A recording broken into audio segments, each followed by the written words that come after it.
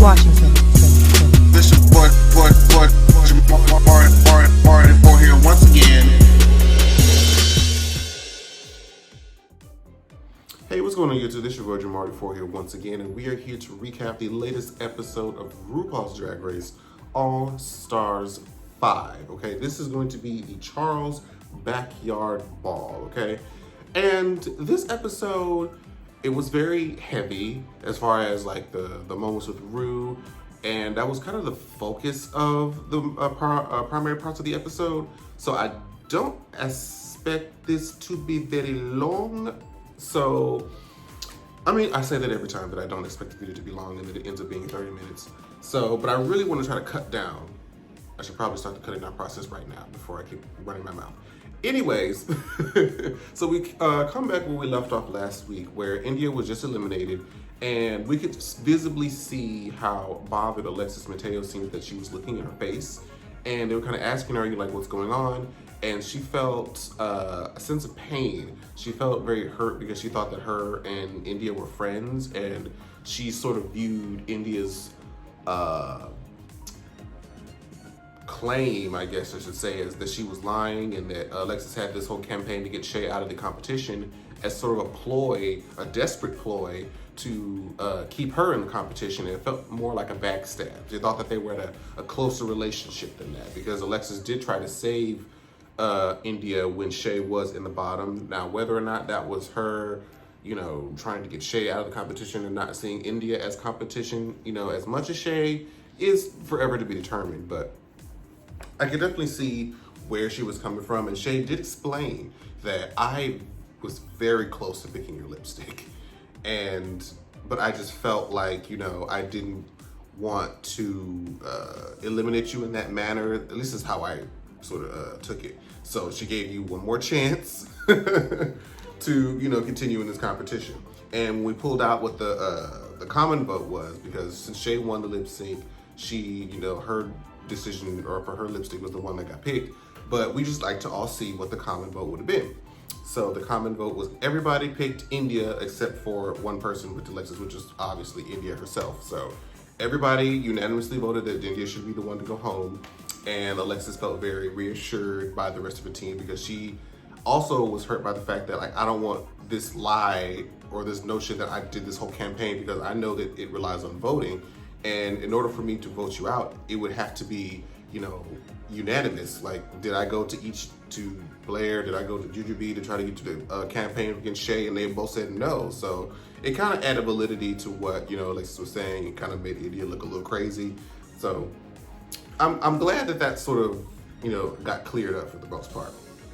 So we realized that the maxi challenge of this week is going to be a ball, the Charles Backyard Ball, as we mentioned before, and they're asked to create like a sort of country cousin look, like create this character that they would invite or as a representative of their drag family to the barbecue or the family function.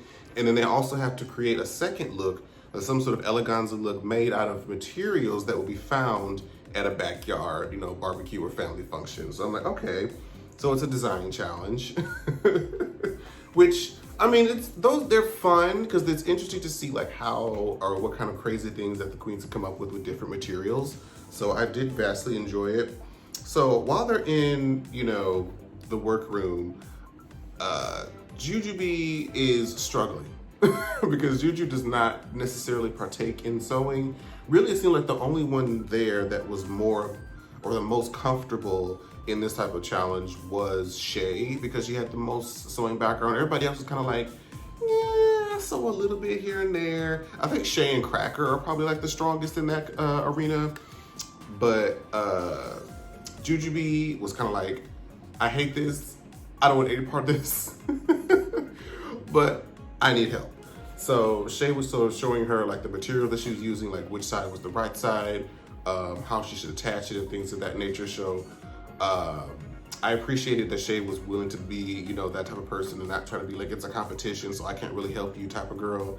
And she also went over to Cracker and helped her with the sewing machine, sort of telling her like, you know, do just this, you know, this will make it work better if you do it like this. And it helped the girls out. Like, they really, really appreciate it. It's like, you know what, girl? You a good one. You a good one, because she really did not have to. And the fact that she did, I feel like, shows a lot of strength for Shay's character in particular. So when Rue comes out and has his meetings, his table readings with the girls, you know, just get a gist of what their plans are, you know, what they're gonna do for the challenge, and just their overall stance in the competition. She went over to Shay, and he brings up the fact that if you guys remember, because I feel like this story or this information wasn't as widespread as I thought it would have been. But when season 9 was announced, Shay mentioned that 2 days before the season 9 cast and the reveal of everything that happened, their season starting, his father had actually passed away from cancer. Now, she mentioned that when they were filming the show, he was already struggling, but I believe the cancer was like going into remission and he was starting to get a lot better, but he ended up losing his battle with cancer 2 days before the announcement of the season. And you can imagine, like, especially a parent. I'm imagining a parent being the person that you would be the most excited to sort of share this experience with. Like, your life is about to change forever. You're about to, you know, embark on this fantastic journey. And while you're filming that journey, of course they're sick, but after they've put a remissed and you start to feel better, you think like, okay, they're gonna get a chance to see their child and be proud. And like right before the moment happens, they end up passing away. And that's a really, really heavy blow. I can honestly only imagine. And if that wasn't enough, her older sister passed away from breast cancer, I believe, exactly a month after that. So you already had to deal with a close member, your parent dying, a close member of your family dying, and then a sibling immediately after. During a time when you just got this huge news, this great opportunity, you've just been introduced to the world, and she knew that she made it to the top 4. Like, this is supposed to be the most joyous time of your life, and you're having to grieve the loss of not only your parent, but your sibling as well. Like, that is hard shit. And when he talked about how he just wanted to be on that stage at the finale and see his like military Christian father out there rooting for him, like, and I feel like even though I think as queer people, we have, you know, run-ins with our parents over our, you know, our orientation, our religion, and, you know, things of that nature, but we still innately want to please our parents, and it means so much to us if we can just be ourselves, be who we want to be, as authentic as possible, and have our parents in the audience or in the room or whatever it is just supporting us. Like, that means so much, and I really understand the want and the need that Shay had to have that moment with her family. So but I'm glad that she has the thought that they're always with her, you know, spiritually at any time. So, and I felt like this was probably one of the most real moments at like a table reading, because usually like these kind of moments they seem somewhat manufactured, but this felt genuine, and Shay's tears felt genuine, because I know that's how I would feel. Like, I could just feel it through the screen.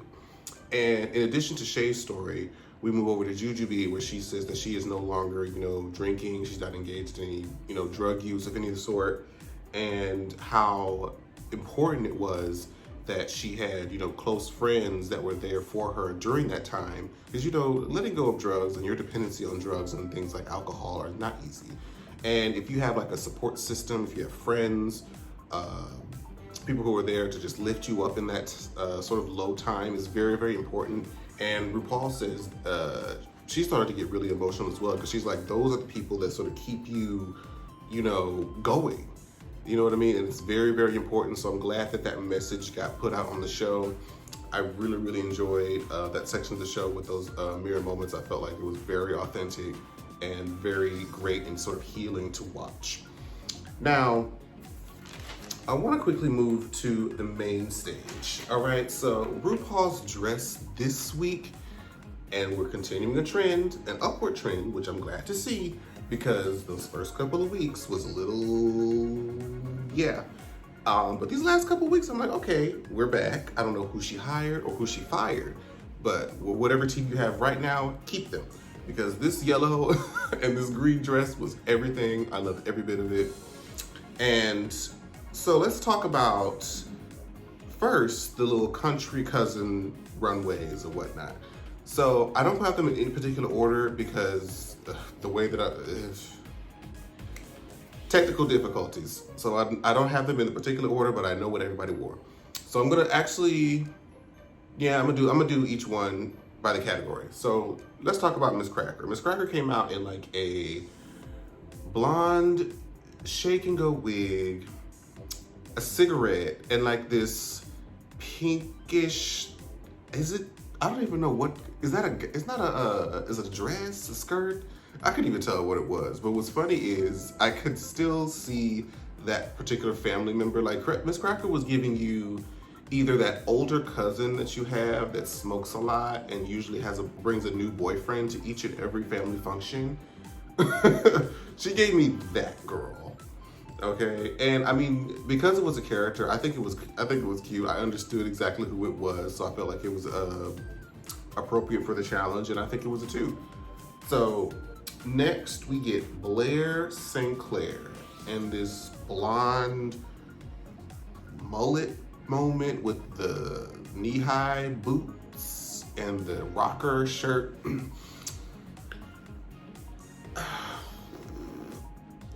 No. I was gonna try to, make it something.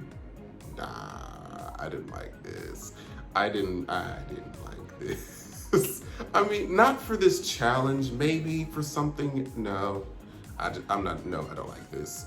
I'm not even gonna sit here and try to make it pretend like that. I didn't like this, I'm sorry. Blair, I love you, but this outfit, I did not. Okay, moving on. Shea Coulee, I have let me tell you something. Mind you, Shea had this big, like Medea shirt on with the gaudy, like, nails and the hair. I mean, it's a over-dramatized version, but I have a lot of those shirts that she wore that are similar to that kind of style in, like, my storage. I was like, yes, like when somebody passes away, especially if they're doing like a ceremony, if it's like a matriarch of the family or something, we will make shirts, we will airbrush them, we will keep them going in memory and spirit, and we will print them out and ship them out to everybody in the family. That's just what we do. So I knew exactly what that was referring to on Shea's runway. I loved it. So for Juju, I want to know how she packed that hat. I really want to know how she, because that thing looked like it could get folded and did she have to iron it out? But be that as it may, she looked so adorable. I love the outfit. It was very summer family reunion type tea. Like she's the aunt that always comes and gives everybody, all the little cousins and nieces and nephews, money when she comes, and she always has some new expensive thing that everybody gets annoyed at her for talking about. That's who Juju was.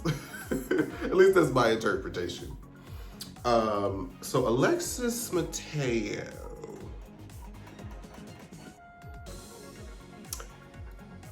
No. She came in this, I mean, mind you, I like the little pink hair moment. But whatever that reveal was, no, didn't too much care for that. Nothing that's, no. That was, you could have kept that other one on. You was better off just leaving that initial wig on. I'm just saying, So now I want to talk about the sort of backyard eleganza look that they were supposed to put together. Miss Crackers was very like, it was good, and it was, I don't know why I felt like I've seen it before. I don't know if it's because Miss Cracker usually reuses a lot of the same silhouette. It was very polished. It looked very nice considering the materials that she had to use. I liked it. It was a 2. I really do like it. I can't remember what it is that it reminds me of that she's worn before. I don't know. I'm going to have to go back in her past runways, but it was still a great 2 nonetheless. Blair Sinclair. This was bad. This was so bad.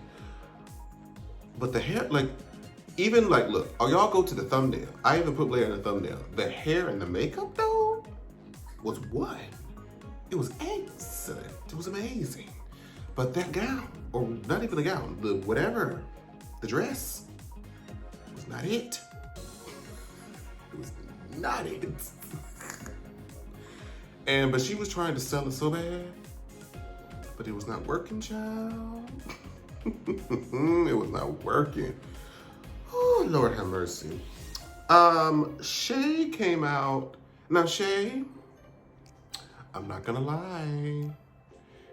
It's not that this looks bad. It felt random to have a veil.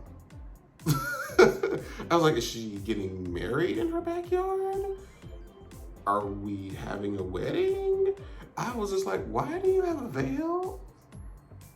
And then, I mean, the pictures on Instagram made it look a whole lot better, but it's just like, why? Maybe I didn't understand it. I feel like it was something grand and fantastic that I just missed. I was like, why? I don't I'm gonna leave that alone. I'm gonna leave that one alone. I think it still looked good, but I was just like, I didn't understand the connection to the challenge, but I'm sure I'm missing something.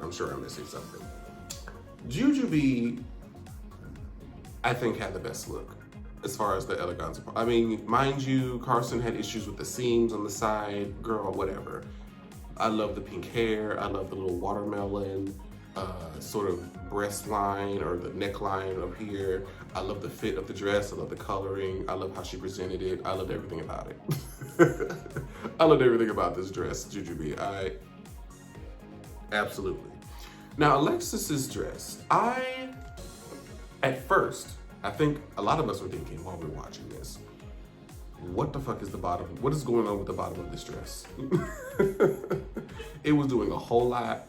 I was like, that is, if it's like one of those little like wireframe things that's supposed to make the dress like look bigger and poofier, it's like, I don't really care for those too much. It's not really my favorite thing. But when she revealed it, it was like a little kiddie pool. I'm like, okay, I see what you did there. I like it. I don't even know if I could really give an idea of a better way to utilize the kiddie pool, but maybe, you know what? Hold on. Yeah, but if she's doing like a gown, it would be kind of hard to make that look like a gown. I'm like maybe if it was like higher by the waist and kind of made it go out a little bit further. I don't know. But the shape of that bottom part was a little wonky. But the idea when she revealed it, I'm like, that made it a little bit better. So, but I mean, the cups and like the little neckline being cut up in such a way that was really, really nice. This is actually a really nice look for Alexis. I ain't gonna lie. It just felt like that bottom part, trying to use the kiddie pool kind of through it just a little bit, but not enough to make it a boot. So we learned that the winner this week is actually Miss Cracker, interestingly enough. I thought that they probably would have given it to Shay again, but you know, Miss Cracker she looked good. I mean, I can't necessarily, disagree. So it is what it is. And so we find out who the lip sync assassin is. And so I'm like, okay. This is probably the most exciting part of each episode, is trying to figure out who the lip sync assassins are for each episode.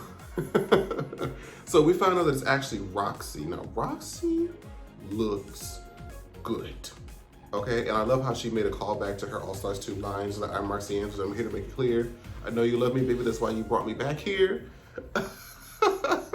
Iconic. I loved everything about it. So, her and Miss Cracker do a lip sync to One Last Time by none other than Ariana Grande. To be completely honest with you, when Roxy started performing, it was almost as if Miss Cracker was not even on the stage. It wasn't even fair. Like, and you know what it was? It's not like Roxy was just like doing these fantastic moves or these outlandish stunts. Like, she was literally just standing. Like, I can't even explain it. It's just the way that she moved. She just commanded the attention, the catch of the eye. Like, and of course she has like the belt on. Of course she did the reveal and the thick and juicy. Like, yes, absolutely everything about that. But it was just weird how she didn't really do anything like extravagant about it. But I just couldn't stop looking at her. It was just so effortless. It was just so effortless. Cracker, I'm so sorry. You didn't stand a chance, child. You did not stand a chance, but valiant effort nonetheless. So Roxy wins, and so because Roxy is the lipstick assassin and wins, the $10,000 tip will be transferred to next week. And she reveals that Alexis got the majority of the vote from the other girls, which I guess we can all sort of see coming. Alexis did great on All Stars. I think she got a lot more out this round than an All Stars 1. I think everybody can say that. I think she'll go on. I think she'll do great things. And so now we have our top 4 with Shay, Blair, Jujubee, and Cracker. So let me know what you guys think of this episode in the comments below. All of my social media links will be in the comments below as well. Well, not the comments, but the description box below, excuse me. And yeah, I'll see you guys next week for the next episode. Bye, guys. Like, share, subscribe. Washington, Washington, Washington.